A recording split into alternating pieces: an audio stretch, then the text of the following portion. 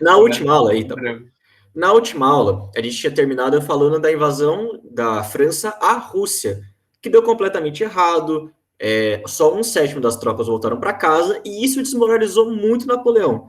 Vejam bem, gente, a gente está num contexto francês em que eles não podiam se dar ao luxo de uma derrota tão gigantesca quanto eles tinham sofrido na Rússia. A Europa inteira estava em guerra contra eles. Então, aquela derrota em específica foi muito decisiva para a queda do Napoleão Bonaparte. Por quê? Porque ele literalmente não tinha exército. Ele não tinha tropa. E sem tropa, como é que ele ia defender a França dos outros inimigos que ele tinha da Áustria, da Inglaterra, da Suíça e mais 1 trilhão de outros lugares, entenderam? Então, aquilo lá custou muito caro para o plano expansionista francês.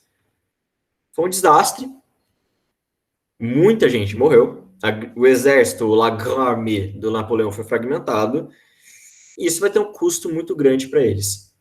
Basicamente, gente, articularam dentro da França para deposição do Napoleão, estrito sensu. Ele era imperador, eu já expliquei toda a trajetória política dele para vocês, mas não estava dando. E aconteceu uma coisa muito interessante na França, que olhando hoje em dia pode parecer bizarro, mas eu quero que vocês entendam. O Napoleão, por causa da derrota da França, na Rússia, ele perde muita popularidade, afinal de contas foi um vexame militar para um cara que era considerado o maior general da história da Europa, com boas razões, na minha opinião. Não tira os méritos que ele teve militarmente falando, mas ele perde tanta popularidade que a base do governo dele, que era o exército, acaba. E com isso, toda a sustentação política que ele tinha também vai embora e ele é deposto. Fazem um complô, dão um golpe no Napoleão e ele é destituído do cargo. Depois de destituído, ele vai ser exilado numa ilhazinha da Itália, que daqui a pouco eu mostro para vocês, chama Elba, tá? É bem na costa italiana. É uma ilha minúscula, não tem nada de especial lá, mas ele é exilado para lá, e mandam ele literalmente em cárcere para lá. E ele vai ficar nessa ilha por um tempo indeterminado, teoricamente até o fim dos seus dias. E no lugar do Napoleão, gente, é restaurada a dinastia Bourbon, a mesma dinastia do Luís XVI. Aí vocês pensam, mas caralho, de novo, ó, tá, eu entendi o porquê o Napoleão virou imperador. E como isso não necessariamente é conflitante com os ideais da Revolução Francesa. Mas agora, os franceses estão restaurando a mesma monarquia que há 30 anos atrás eles decapitaram. Isso não faz sentido. E vocês estão certos. Não faz sentido à primeira vista. Mas entendam, gente. A França está em um período de instabilidade política desde a queda da Bastilha, desde 1789. Ela está em um período intermitente de guerras desde o começo da Revolução Francesa. Até agora foram 6 coalizões, 6 vezes em que a França, em que países tramaram para invadir a França. Ela estava completamente fragilizada, as coisas não estavam indo tão bem assim. Então, para a população que estava vivendo dentro da França, estava sendo muito custoso. Tudo isso estava sendo muito custoso. E aí, o que estava acontecendo é que eles estavam vendo a monarquia francesa, o símbolo da monarquia, da dinastia Bourbon, como um período que, tá bom, foi uma merda, o rei manda, uma merda, tudo terrível, a inflação estava alta, tinha crise econômica, mas não tinha todo esse atrito com a Europa que a gente está tendo agora. O Napoleão, acima de tudo, apesar de ser um bom imperador, um bom general, um puta político, é um aventureiro. E a gente está cansado de aventura. A gente está cansado de todas essas guerras que estão acontecendo. Então, por um período, a cogitação da volta à dinastia Bourbon não é considerada, e ela volta, ela é restaurada depois dos eventos da Revolução Francesa. Só que, e aí vem a parte complicada, né? Esse exílio em Elba do Napoleão, vou até mostrar um mapinha para vocês. Elba, gente, não é tão longe assim da costa italiana. Aqui, ó. Aqui é a parte da Toscana, é o finalzinho da bota da Itália. Aqui, ó. Aqui, Elba, bem pequenininho aqui. Elba não é tão longe assim da menina Itália. E o Napoleão tava meio que desguarnecido lá. Tipo, colocaram o cara lá, deixa meia dúzia de gato pingado para defender o Napoleão. Ele não vai tentar nada. Pois é, ele tentou. Ele tentou e conseguiu. Ele foge da ilha de Elba por um bote. Alguns aliados foram lá, colocaram um bote, o Napoleão remou para a costa. e conseguiu voltar para a França. E o cara era tão filha da puta, ele era tão bom, gente, ele era muito bom. Vamos admitir isso aqui em voz alta. Napoleão era muito bom. Ele sabia o que ele estava fazendo. Ele era tão bom que ele volta para a França a cavalo, sozinho. O Luís XVIII, que era o cara que estava no trono da dinastia Bourbon, manda as tropas francesas interceptar o Napoleão. Elas chegam, cercam ele, e o cara, só no discurso no jutsu, só na palavrinha, na troca de ideia, na franca discussão, consegue convencer as tropas a se amotinarem e irem contra o rei. Eu não sei como é que foi esse discurso. Ninguém sabe, porque não teve um filho de uma puta que anotou aquela merda lá. Mas eu imagino que ele tenha falado: quem que trouxe glória para vocês? Quem que é seu imperador? E no final das contas, o povo que foi prender o Napoleão tava todo cadelinho por ele. E eles se amotinaram e voltaram para lá. Começa, depois que ele volta desse exílio de Elba, o governo dos 100 dias. Ele foge da ilha, volta para a França, consegue convencer o exército, ou boa parte dele, a irem contra um novo governo da dinastia Bourbon e consegue o poder de volta. Na palavra. O cara é foda, vai, vamos admitir. Vamos admitir isso daqui, né? O Luís XVIII, né, como todo bom monarca, heróico, foge. Ele vai embora. Ele vai para o exílio, acho que para a Suíça, se eu não me engano, em algum lugar. E por que chama governo de 100 dias, gente? Porque o Napoleão ficou no trono francês por esse tempo. Olha, ele era muito bom, ele era um gênio militar, mas ele não fazia milagre. Não dava, gente. A França estava arruinada, o exército estava muito enfraquecido, e ele tenta... E assim, depois que ele volta... Mano, devia ser uma cena inacreditável. Depois que ele volta pro trono, mas no primeiro dia, mas Inglaterra já declara guerra, Áustria, Rússia, a Europa fica desesperada, fala, não, de novo, não, pelo amor de Deus, não, pelo amor de Deus, aí fazem toda a 7ª e última guerra de coalizão contra a França, e a França estava muito enfraquecida. Napoleão é bom, mas ele não faz milagre. Então, assim, gente, esse governo de 100 dias foi uma tentativa do Napoleão se manter no poder, e ele até que estava mandando bem. Só que não tinha jeito. Os aliados eram muito mais numerosos do que ele. E a vitória decisiva da coalizão contra Napoleão Bonaparte foi na Batalha de Waterloo. Lembra que eu citei ela para vocês na aula passada? Pois é.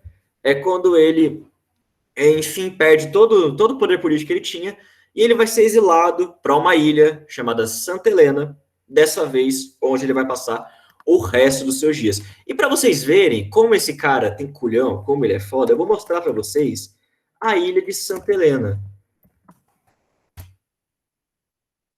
No mapa, no caso. Olha isso aqui, é uma possessão britânica.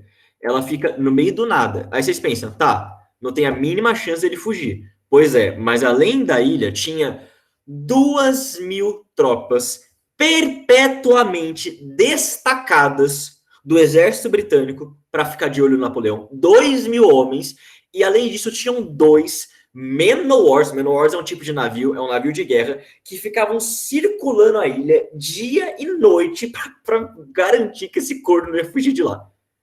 Era esse o tanto de medo que a Europa tinha do Napoleão. Mas enfim, gente. Lá ele vai passar o resto dos seus dias, ele morre com 50 e poucos anos, ele tinha problemas crônicos aqui no intestino, provavelmente morreu de câncer de intestino, apesar de haver controvérsias. Depois de um tempo, o corpo dele é exumado e ele é enterrado no Hotel dos Inválidos, na França. Teve um funeral de Estado, o povo chorou, esse tipo de coisa que a gente está muito acostumado. O que é importante, gente, vocês saberem, e eu quero trazer aqui para vocês, é que o Napoleão, apesar de ser uma figura muito contraditória, e eu vou trazer isso para vocês mais daqui a pouco, ele ajudou a espalhar os ideais da Revolução Francesa, no sentido que cada país que ele conquistava, Suíça, ele invadiu a Suíça por um tempo, Espanha, ele invadiu a Espanha por um tempo, Portugal, esse tipo de coisa, ele levava um pouquinho da Revolução com ele, e da governança francesa, que era muito diferente da dominação da Europa como um todo. Era muito diferente do domínio da Áustria, que ainda era absolutista, da Rússia, czarista, esse tipo de coisa. Então ele ajudou a espalhar a Revolução Francesa. E isso vai entrar muito em atrito. Isso vai ser importante para as próximas aulas que a gente vai ter, tá bom? Mas acontece que o Napoleão cagou o mapa da Europa, destituiu um monte de monarca, o próprio monarca da Espanha foi destituído e ele colocou o irmão dele no lugar. O Dom João VI fugiu para o Brasil, exemplo. Ele cagou toda a estrutura da Europa, todo o equilíbrio de poder europeu foi cagado pelo Napoleão.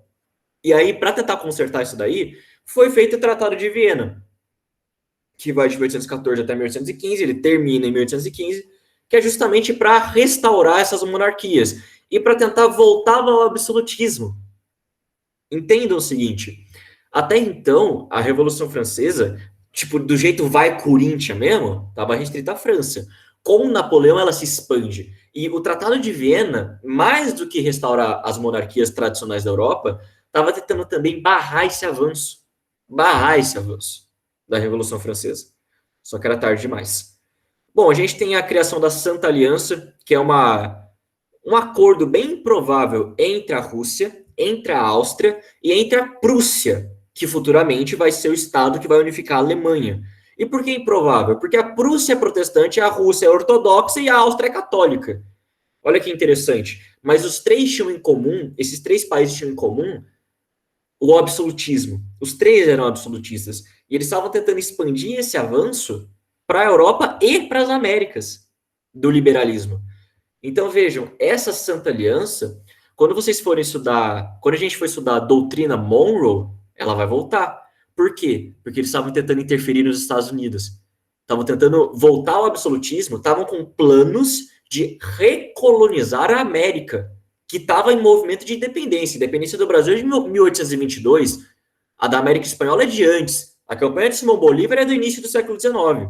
Então, esse Tratado de Viena, essa volta do absolutismo, estava pensando em voltar com a colonização, a voltar com o absolutismo, ao mercantilismo e a todos os seus moldes na América. E aí os Estados Unidos mandam a famosa pau no teu cu. A América não é para vocês, a América é para os americanos. No sentido de quem mora aqui, tá bom, gente? Não para a América do Norte, como depois vai se mostrar. Entenderam? E, por fim, eu quero trazer as controvérsias do Napoleão, gente, porque, a despeito de ter sido uma figura que ajudou a expandir os ideais da Revolução Francesa, ele era um déspota, esclarecido, mas era um déspota, e tem um puta de um debate se o Napoleão foi um governante que, apesar dos pesares, fez o possível para espalhar as liberdades que ele tanto defendia, ou se ele só foi um oportunista do caralho e usou dessas liberdades para se alçar ao poder. Não tem um debate tão fixado sobre isso, mas acontece que a importância da figura do Napoleão é inegável. O que ele fez para espalhar a Revolução Francesa, proposital ou não, foi inegável, aconteceu. E essa dispersão dos ideais da liberdade, da igualdade, da fraternidade e de todos os outros dogmas que prega a Revolução Francesa vai ser essencial para que aconteça na Europa o que aconteceu no ano de 1848. Não sabe o que aconteceu na Europa no ano de 1848? Próxima aula. Sem ser essa na outra. Alguma dúvida, gente? Antes de vocês falarem se vocês têm dúvida ou não. Peraí, o Jack. Vamos lá, quero mostrar um videozinho para vocês. Gente, quem mostrou esse vídeo foi o Henrique. Ele é plantonista de história, fofo, muito fofo, inclusive. Vai ser apresentado para vocês, todos eles vão ser. Tirem dúvidas com eles, por favor, que eles são uns Passa os números deles. Vou passar. Ó, vocês estão em dúvida do que aconteceu? Não entendi porra nenhuma de Napoleão?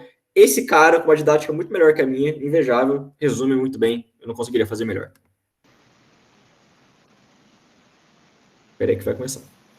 É o seguinte, esse aqui é o Morro Francês, onde um maluco chamado Napoleão mandava, era o dono. E ele mudou o jeito dele de mandar. Esse aqui é o Morro Vizinho. E ele queria que o Morro Vizinho fosse da mesma maneira que o Morro dele. Antes disso, a parada era dos ingleses, que vendia bagulho para todas as regiões. Mas Napoleão vencia pouquinho a pouquinho e impediu os morros de comprar bagulho da Inglaterra. Os ingleses ficaram boladão e deram couro nesse filho da puta na Batalha de Trafalgar. Primeiro, ele invadiu o Morro dos dos espanhóis e fechou a boca dos ingleses que ele tinha lá. E depois caiu matando o morro do alemão. Assim que ele dominava o morro, ele dava pro chegado dele tomar conta. Porque era muita boca pra ele tomar conta. Aí o Zé Bunda foi querer invadir essa parte que aí lá, os soldados dele acabaram dançando. Aí ele tava quase invadindo o morro de Portugal. E Portugal, o jeito dela era fugir. Pra onde?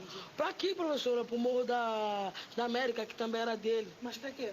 Porque a Inglaterra queria salvar aqui, porque aqui é o comércio grande, aqui o continente é maior. Aí o jeito era os portugueses pedir ajuda para os ingleses. Pra quê? Ué, pra salvar a coroa deles. Salvar a coroa?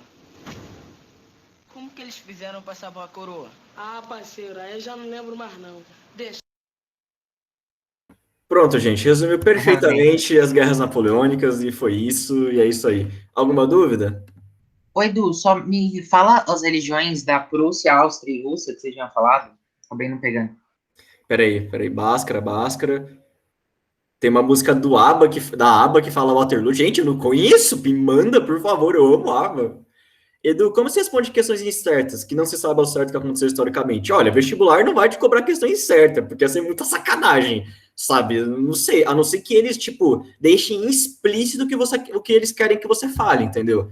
Mas ninguém vai cobrar, ninguém vai te perguntar, tipo assim, o que é fascismo de acordo com Bobbio? Não, tipo, são coisas um pouquinho mais consolidadas, porque essa parte da discussão é complicado. Eles podem até pedir, olha, por que Napoleão poderia ser considerado uma figura contraditória? Mas você pode falar, porque apesar de ter espalhado a Revolução Francesa, ele foi um déspota descrescido. Esse tipo de coisa, entendeu? Mas a questão vai te induzir a isso. Ninguém vai te tirar ponta por ter uma vertente diferente de um assunto que é debatido na história. Até porque isso não cai, gente. Tipo, sério. O que era a dúvida, Léo? Desculpa. É que eu tinha lido o Esquixi. Eu vou até abrir aqui do lado, a Yuni. Não tinha mais. Ô, Léo, você não tinha uma dúvida, não? Tinha, mas você não falou. É porque eu tava lendo o negócio, aí eu ia cortar o raciocínio, eu já tinha pensado na resposta. Qual que era a dúvida?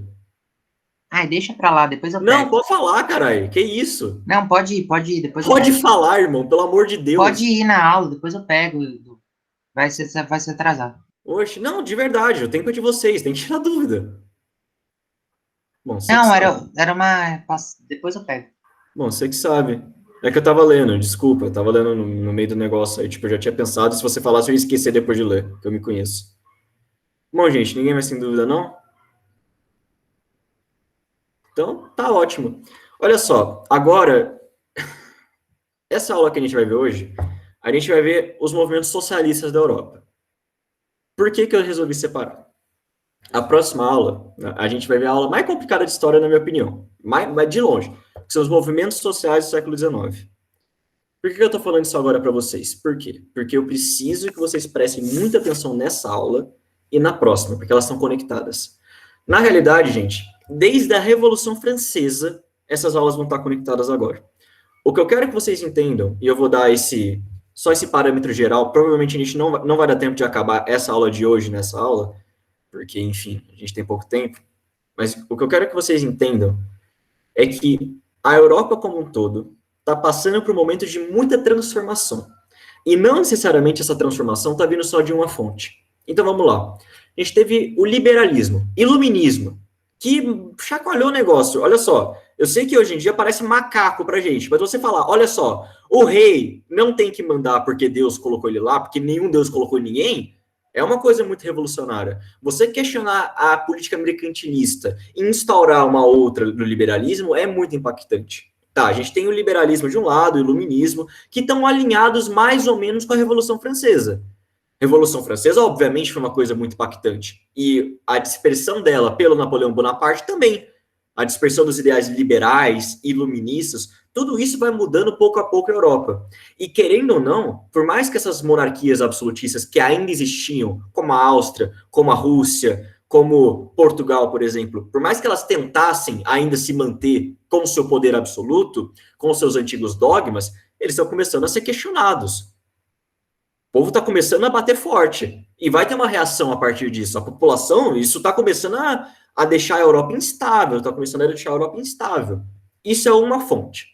Liberalismo é uma fonte. A gente tem outra. Revolução Industrial. Revolução Industrial definitivamente mudou a Europa, gente. Mudou a maneira de produção, mudou a maneira que as pessoas viviam. A gente vai começar agora a ter um acúmulo de capital descabido. Vamos ter o surgimento de uma nova classe, a classe proletária. O direito vai mudar, o mundo jurídico vai mudar, o mundo social vai mudar. Também vai afetar muito. Muito, muito, muito. E por fim, agora, baseado nessas mudanças da Revolução Industrial, a gente vai ter uma nova proposta de mundo, que é a proposta socialista, tanto utópica quanto científica. Então, gente, a aula da semana seguinte, que vai ser da Primavera dos Povos, que é simplesmente um movimento revolucionário na Europa, ela é difícil de ser entendida, porque ela depende de todas as outras aulas, basicamente, que a gente teve até agora, a partir da Idade Contemporânea. Vocês vão ter que entender liberalismo, vocês vão ter que entender socialismo, vocês vão ter que entender o impacto da Revolução Industrial, como as coisas estão se transformando na Europa e como ela está num período atípico de instabilidade. Querendo ou não, o absolutismo como um todo estava consolidado há mais de 3 séculos na Europa. As monarquias absolutistas. E elas estão sendo chacoalhadas agora. E por serem chacoalhadas, todo o continente está instável. E instabilidade é um movimento perfeito para a revolução.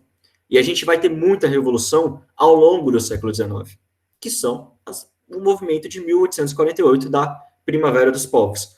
Tá bom? Mas isso com mais detalhes a gente vê na próxima aula.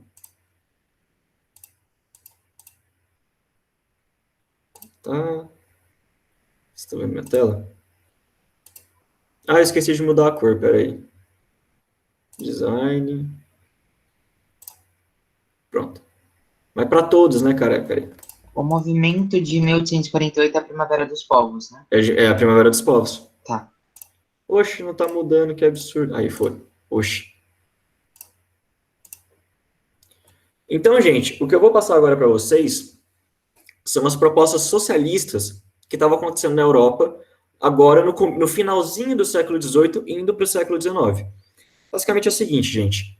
Eu já disse para vocês, e a gente viu isso muito detalhadamente, porque eu queria passar para vocês em detalhes, como a Revolução Industrial mudou a dinâmica social da Europa, do trabalho como um todo. Eu lembro muito bem que eu passei para vocês o exemplo do ferreiro, que eu dei passo a passo como era antes da Revolução Industrial e como passou a ser depois. Então, ela não só mudou as dinâmicas do trabalho, não só criou o sistema fabril, não só criou a dinâmica exploração explorado do capital, como é nas grandes indústrias, mas chacoalhou todo o extrato social. A gente tem literalmente uma criação de uma nova camada.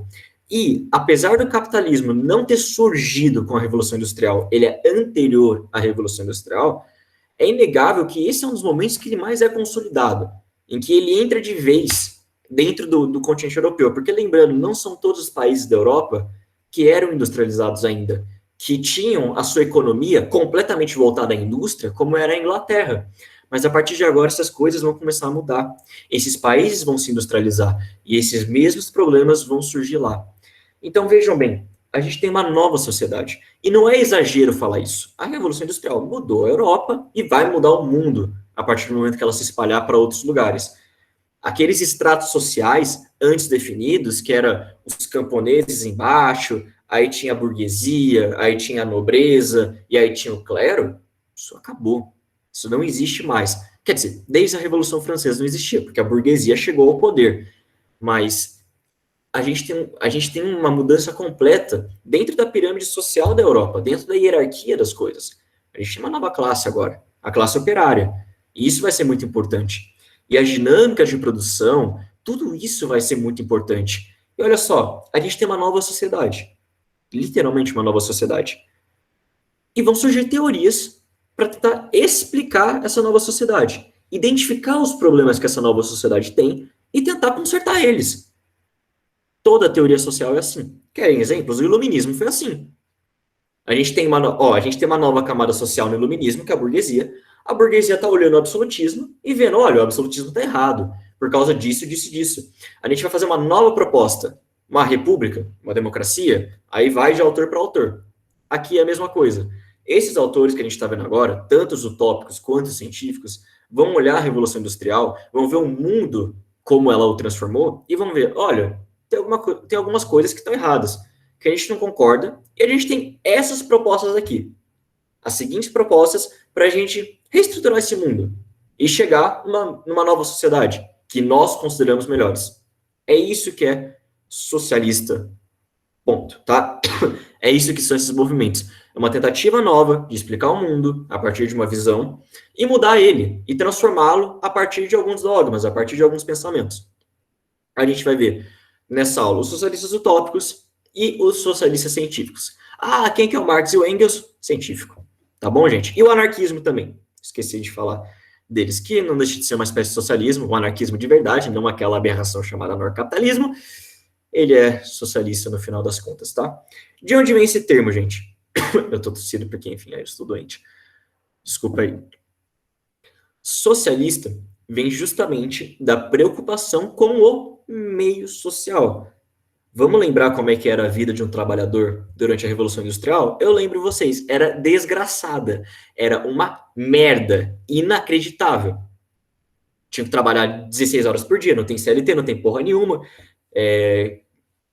Caiu o braço, problema teu. Se acidentou, problema teu. Engravidou, tchau. Criança pode trabalhar? Pode. Era uma merda, inacreditável.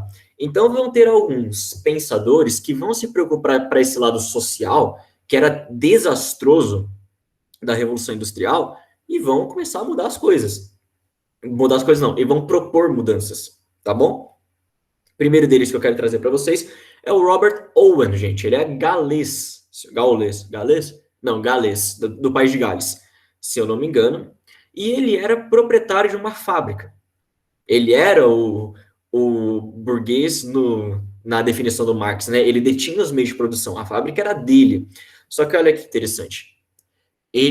A fábrica que ele tinha, a maneira que ele administrava a produção era muito diferenciada. Por quê? Porque ele não concordava com essa exploração demasiada que os pares dele, que os outros industriais davam aos trabalhadores. Então ele dava melhores condições de vida para os empregados dele. Eles tinham que trabalhar um número limite de horas, se eu não me engano, 10 horas por dia. Ele construiu creches, ele não permitia que crianças menores de 12 anos trabalhassem nas fábricas. Aí vocês pensam, nossa, 12 anos, só isso? Mas naquela época era muita coisa. Eu sei que hoje em dia é aberrante uma criança de 12 anos trabalhar, mas naquela época, se ele estava proibindo isso, é porque tinha criança de 7 trabalhando, tá bom? Então, ele combatia o alcoolismo, que era muito forte nas fábricas, era uma epidemia, gente, de verdade. O álcool era terrível naquela época. Ele dava melhores condições de vida para os trabalhadores dele. A tese que ele defendia, para que os outros industriais fizessem isso, é que mais felizes e mais saudáveis, os trabalhadores iam produzir mais, iam gerar mais lucro. Ou seja, todo mundo ia ganhar no final das contas. A proposta dele é essa, é você humanizar o sistema fabril, o sistema produtivo, dar melhores condições de vida para os seus trabalhadores e, naturalmente, eles vão aumentar a produção. A produção não vai ser prejudicada caso você conceda essas coisas. Por causa disso, óbvio, ele foi muito criticado pelos liberais, porque liberal é sempre assim, né, gente? Onde já se viu você ter o Estado para regular que o meu trabalhador não possa trabalhar 18 horas por dia? Veja bem, a mão invisível do mercado tem que ir lá e regular isso sozinha, não tem que ter Estado nenhum, meu trabalhador tem que trabalhar 18 horas, esse tipo de coisa. Vocês entenderam? Tudo certinho com o Owen, gente? Esse negócio. Eu só não entendi, a produção dele vai ficar mais fluida? Os trabalhadores vão trabalhar felizes? Eu vou produzir mais, porque, tipo assim, nas fábricas até então era na base do chicote, na base da chibatada, 18 horas, trabalha aí, pá, era assim. Aí aqui não, eles são mais saudáveis, eles têm melhores condições de vida, eles ficam mais felizes, eles produzem mais. Isso, inclusive, é uma coisa constatada, viu, gente? Ele nem tirou isso da cabeça dele, isso é verdade de fato. Tá bom? Beleza. Tá, Owen foi o primeiro que a gente viu. Vamos ver o outro, o Charles Fourier. Olha só, cada um desses tem uma proposta diferente, tá bom, gente? Cada um desses tem uma propostinha diferente para mudar a sociedade. A do Fourier são os falancérios. Eu vou chegar lá até então. Ele falava que o conflito entre as necessidades humanas e a organização social da Revolução Industrial causava infelicidade. Por quê? Porque a sociedade da Revolução Industrial não dava às pessoas tudo aquilo que elas necessitavam. Não dava felicidade, não dava qualidade de vida, não dava comida suficiente, era desgastante, tinha que trabalhar 1 trilhão de horas por dia, era exploração pra caralho. Falava, olha, essa sociedade, do jeito que ela tá organizada, não serve. Não dá. Não dá para ser desse jeito. Então ele vai propor uma mudança muito radical. Ele vai falar: as sociedades têm que ser organizadas em pequenos núcleos, chamados falancérios. Então, gente, era literalmente dissolver a sociedade e agrupar as pessoas em núcleos pequenininhos, de pequeno mesmo, gente. Eu acho que tinha que ser 5.000 pessoas no máximo. Era algum número assim, eu não lembro de cabeça agora, mas era pequeno. Que eram chamados falancérios. Essas sociedades iam ser cooperativistas, ou seja, cada um ia fazer a sua atribuição, ia ajudar o próximo, ia cooperar, e não tinha uma centralização, não ia ter uma centralização do poder. Tipo assim, era quase, não era anarquista, porque tinha um poder organizado e tal, os falancérios tinham uma liderança, um negócio desse tipo, mas assim, era literalmente... Como é que eu posso explicar isso? É porque é foda, sabe por quê? Porque isso nunca chegou a existir. E aí não tem comparação que eu posso fazer para vocês. Eu moro em Cajuru. Cajuru é uma cidade pequenininha. Tem 25 mil habitantes. Eu conheço quase todo mundo da cidade. Assim, do círculo próximo, né, da vida e tudo mais. E aqui tem muita solidariedade. Muita mesmo. A gente se ajuda demais. Sempre tem algum evento beneficente aí, para a Santa Casa, para o nosso hospital, esse tipo de coisa. Vocês percebem que essa relação íntima com as pessoas aumenta a cooperação? Agora, vocês estão em São Paulo. Eu não quero questionar aí a ética de vocês ou a moral. Tenho certeza que vocês são muito cooperativistas também, vocês ajudam o próximo, esse tipo de coisa. Mas é que São Paulo é foda, irmão. Tem 20 milhões de pessoas. Então, esse laço se quebra. Fica muito difícil. E pelo próprio jeito que São Paulo está organizado, a cidade de São Paulo... Essa necessidade humana que vocês têm, que a gente tem, não é plenamente ressarcida aí. Então, ele estava propondo que a sociedade se parecesse mais com Cajuru do que com São Paulo. Vocês entenderam agora o que eu quero dizer? Organizar em núcleos pequenos, cooperativistas, onde não tinha centralização do poder clara, para as pessoas trabalharem, para as pessoas serem felizes e conseguirem ter satisfeitas essas necessidades humanas que a sociedade fabril não estava dando conta de suprir. Tá bom? Foi criticado porque é muito complexo. Se organizar a sociedade desse jeito, reestruturar ela desse jeito, é muito complexo. E podia dar merda. E eu concordo, realmente podia dar merda. Mas enfim, era o que o Fourier pregava. Tudo certinho até agora? É bem tranquilo. O falancério seria, então, essas organizações cooperativas? Isso, exatamente, esses núcleos pequenininhos. Deixa eu ver, inclusive, gente, eu tenho aqui aberto. Deixa eu ver o falancério. Deixa eu ver se eu coloco. São falando sério, seriam pequenas comunidades. Não, eu não coloquei o número. Que bosta, mas eu acho que é 5.000 pessoas, gente. Eu tenho esse número na minha casa. Ô, caralho, não quero saber o tempo. Essa centralização do poder, as classes sociais, é que, tipo assim, a gente não pode falar que nos falancérios, diferentemente do anarquismo, eles não respeitavam nenhuma instituição social, nenhum tipo de poder. Porque o anarquismo falava isso, olha só, não tem que respeitar porra nenhuma, tem que respeitar direito, tem que respeitar religião, tem que respeitar economia, não, é sem poder nenhum, é daí que vem o anarquismo. Aqui tem um certo tipo de poder, entendeu? Não é tipo assim, contra qualquer tipo de poder, contra qualquer tipo de autoridade, não é bem isso. Fala sério, teria suas regras, entende? E não é que o anarquismo também seja assim, a gente vai ver, gente, a gente vai ver. O que eu quero dizer é o seguinte: eles não aboliam todos os tipos de poder que o anarquismo pregava a abolição, entendeu? E é por isso que a gente podia falar, essas ideologias foram empregadas ou ficaram apenas como filosofias? Dos falancérios eu não tenho, se eu não me engano, nenhuma recordação. Mas se pá até que sim, viu, gente? Se pá até que sim. Depois eu vou pesquisar. Talvez em algum lugar da Europa, sei lá, uma comuna italiana, um negócio assim, eles tenham aplicado esse método, um negócio desse tipo. Tá bom? Mas o comunismo e o anarquismo, sim, tiveram experiências, né? A União Soviética tá aí, algumas cidades anarquistas da Itália, principalmente, tiveram algumas... Aqui no Brasil, teve comuna por um tempo, cidade anarquista. Lá no sul, em Santa Catarina. Então, vamos pro próximo e por último, que é o Santo Simão, que tem um nariz muito bonito, diga-se de passagem. Gente, o Saint-Simon é o mais brisado de todos. Mais brisado de todos. É o que não vai ser difícil para vocês entenderem, mas é que o menino realmente estava inspirado na hora que ele fez as teses deles. Ele vai falar o seguinte: o iluminismo foi importante para a reconstrução social, para a limitação do poder e para dar um norte, tipo, para como a sociedade deve ser. Mas ele não falou como reconstruir essa sociedade. Ele falou, olha, tem que ser assim. Mas o meio para que isso acontecesse, ele não falou. Ele simplesmente jogou lá. E isso meio que deixou as coisas a Deus dará. E isso não está sendo bom. A gente tem que achar um jeito para reconstruir essa sociedade europeia que está em frangalhos depois da Revolução Francesa. E a gente tem que chegar numa nova. E como fazer isso? Aí vem as teses do Saint-Simon. Primeiro, ele acreditava na capacitação. Ele falava que, olha só, a administração pública deve ser feita por pessoas que são capazes de fazê-la. E por experts em suas próprias áreas. Então, por cientistas, por banqueiros, por artistas, por trabalhadores. Ela tem que ser composta por pessoas... ela tem que ser administrada em suas determinadas áreas por pessoas que entendam dessas áreas. Coisa meio óbvia, mas enfim, ele acreditava nisso.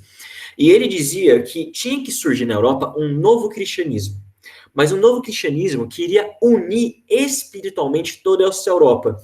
Queria dar coalizão para um continente que estava tão fragmentado, tão instável depois da Revolução Francesa. E com esse novo cristianismo, unindo toda a Europa, com essa nova tese de administração pública que deveria ser feita pelas pessoas mais capazes, você chegaria, enfim, a uma nova sociedade, agora reconstruída. Brisa, hein? Pois é. E é por isso que ele foi taxado de utópico. Mas não só ele. O Charles Fourier também foi taxado de utópico. Por quê? Porque era muito complexo essa questão dos falancérios. Puta, vai repartir tudo de novo? E outra, a gente vai ter 1 trilhão de falancérios. O que me garante que o poder vai ficar descentralizado e esses falancérios não vão entrar em guerra? E o Robert Owen também. Imagina, os donos de fábrica... Tudo bem, você, individualmente, está dando melhores condições de vida para os seus trabalhadores, mas nada me garante que os outros vão dar também. Nada me garante que os outros industriais vão aceitar a tua ideia. Como não aceitaram? Robert Owen foi taxado de utópico. O Fourier também foi taxado de utópico. O Saint-Simon também foi taxado de utópico. E é óbvio, gente, é óbvio que esses caras não se intitulavam de socialistas utópicos. Eles eram só socialistas. O Robert Owen não falava, então, gente, olha só, eu estou desenvolvendo uma nova tese aqui, chama socialismo utópico. Por que utópico? Porque não pode colocar na prática. Não, óbvio que não. Alguém chamou eles desse jeito. Quem? 2 prussianos, que a gente conhece muito bem, vocês vão ver com mais profundidade nas suas aulas de sociologia, Karl Marx e Friedrich Engels. Alguma dúvida? Eu já passei, tá? Tudo certinho até agora? Deixa eu perguntar. Bem nesse negócio que você falou agora. O socialismo científico, quer dizer, o Marx, ele vai ser contrário desses socialistas utópicos por ele não ser utópico, é isso? A única diferença...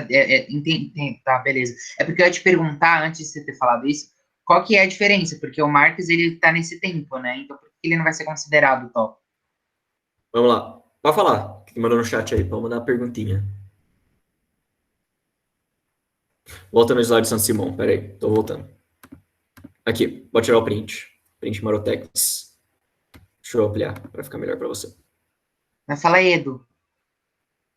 O que eu ia dizer é que a gente vai ver agora com mais detalhes. Olha só, gente, o Marx e o Engels, eles vão olhar esse desenvolvimento socialista e eles não vão descartar completamente. Eles vão ter a mesma preocupação social que eles vão ter. Só que eles vão partir de uma análise, querendo ou não, nenhum desses caras era, tipo, estudado, igual era o Marx e o Engels. Nenhum deles vão desenvolver teses tão elaboradas quanto os dois. E eles vão ter muitas críticas a todos esses três. E é por isso que eles vão chamar eles de utópicos, que, apesar de ter a preocupação socialista, eles não desenvolveram teses rasas, teses que não poderiam ser aplicadas na prática, por motivos próprios, que eu acabei de falar para vocês. Cada um deles. Então, Saint-Simon brisou na maionese, os falancérios eram muito complexos e nada garantia que os outros industriais iam seguir o que o Robert Owen falava. E o Marx e o Engels vão partir de uma análise muito mais aprofundada da sociedade capitalista, muito mais aprofundada das mudanças da Revolução Industrial, e a partir desta análise, eles vão propor suas teses.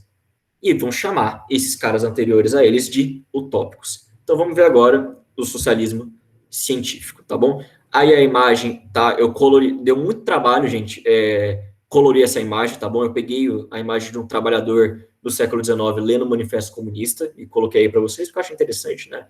Deixar uma coisa aí, então aproveitem aí essa imagem, tá bom? Olha só.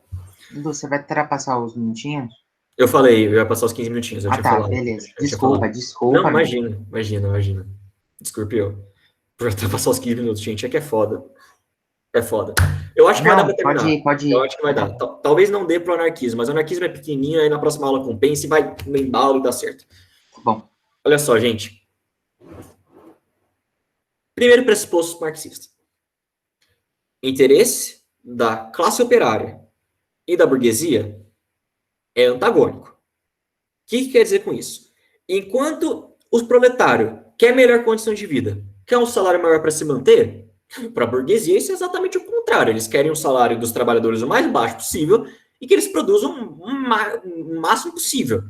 Entendeu? Então, esses dois interesses não são confluentes e eles vão sempre estar em atrito. Sempre. Sem exceção. Tá bom. Primeiro pressuposto. Aí, o Marx e o Engels vão analisar, vão ter um olhar mais... Primeiro pressuposto é esse daí. Os dois sempre vão estar brigando, sempre vão estar brigando. Tá bom. E como essa briga influencia no jeito que a nossa sociedade está sendo construída? Como? É aí que eles vão chegar na analogia da estrutura e da superestrutura. Vocês vão ter isso de novo em sociologia, mas eu vou passar aqui para vocês, porque eu acho importante para entender o pensamento marxista. Gente, é uma analogia. É a analogia do prédio. Então vamos imaginar esse meu lindo livro da União Soviética é um prédio. Eu peguei ele porque ele é retangular. Tá, assim é melhor, eu acho, inclusive. Ele é um prédio. Um prédiozinho. Na estrutura dele, na base dele, no que sustenta esse prédio, o que sustenta a base do prédio é a estrutura dele. Essa estrutura da sociedade capitalista, para o Marx, era tudo que envolvia a produção, tá bom? Então, a matéria-prima, os trabalhadores, a força de trabalho, as condições, tudo isso aqui está na estrutura da sociedade, tudo isso aqui. Então, a estrutura desse prédio, a estrutura da sociedade capitalista, é tudo que tange, tudo que aborda um modo de produção, o que torna possível um modo de produção.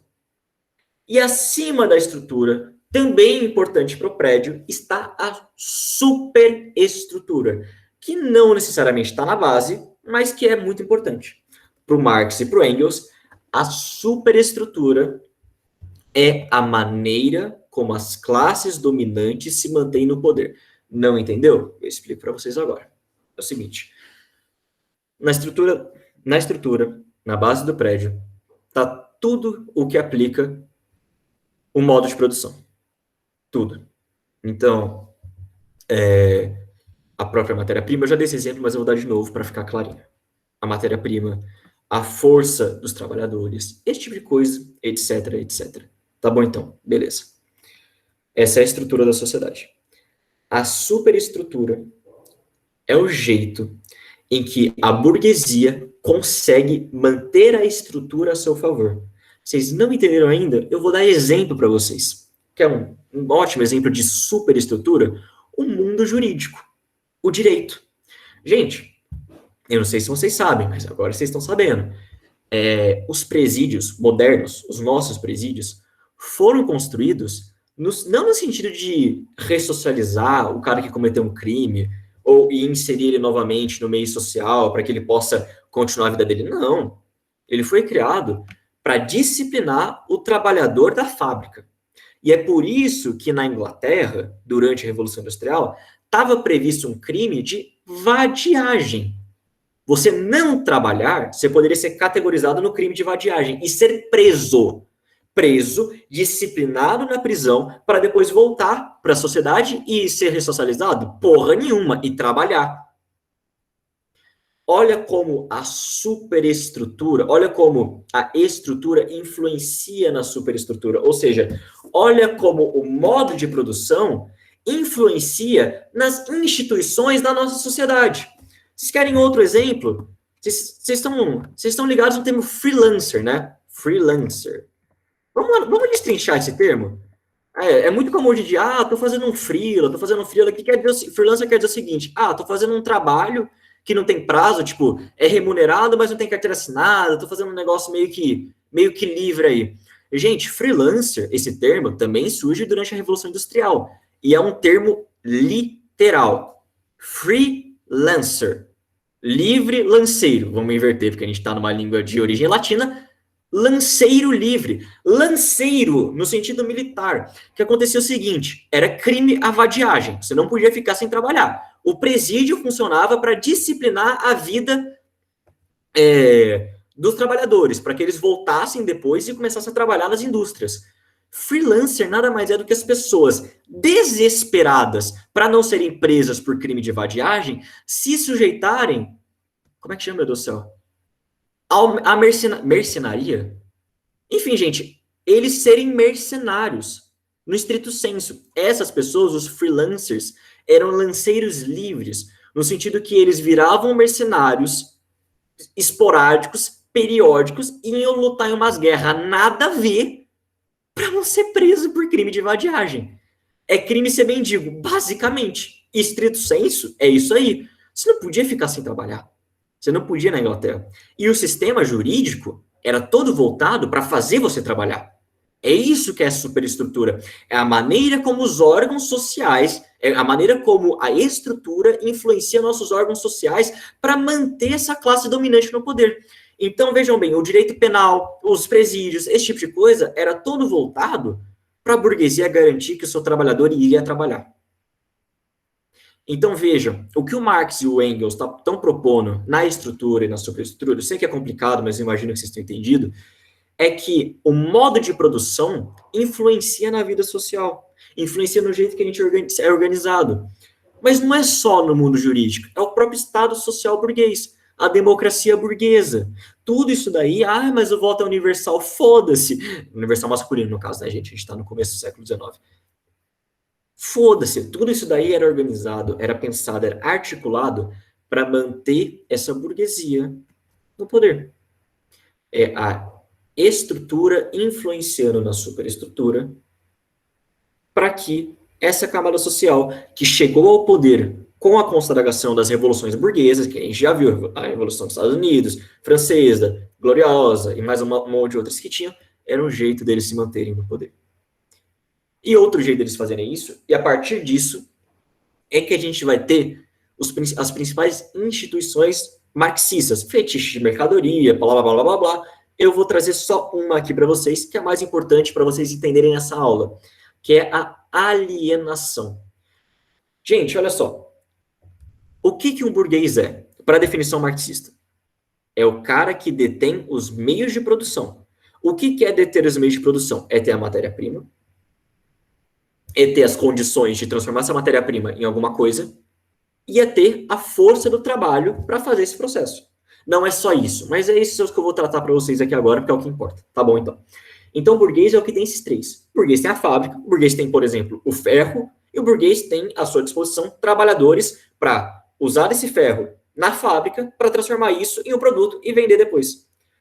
Qual que é o detalhe? Quem na prática produz os negócios são os trabalhadores. Eles vão lá, eles que estão na esteira, fundindo ferro, batendo parafuso, girando porca, esse tipo de coisa. São eles que, a priori, estão fazendo o produto. São eles que estão pegando uma coisa sem valor nenhum, que é o ferro, e agregando valor a ele, transformando ele no produto.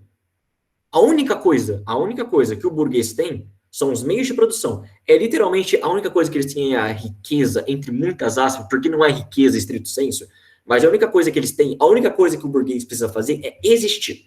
É existir. A partir do momento que ele tem uma fábrica, a partir do momento que ele tem os meios de produção, ele tem que ficar sentadinho, deitado eternamente em berço esplêndido e esperar a produção acontecer.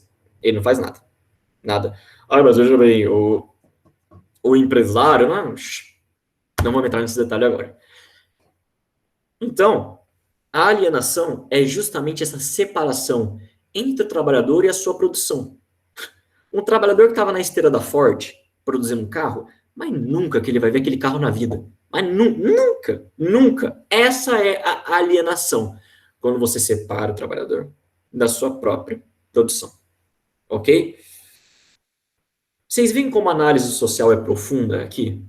Vocês veem como Marx e o Engels, eles são da escola prussiana, gente. Olha, esses prussianos, tipo, de verdade, para sociologia, para filosofia, os caras são foda. Eu não sei o que tem na água deles, o que eles colocaram, mas muito foda. O Weber também é de lá, só tem cabeça naquele lugar, Deus me livre.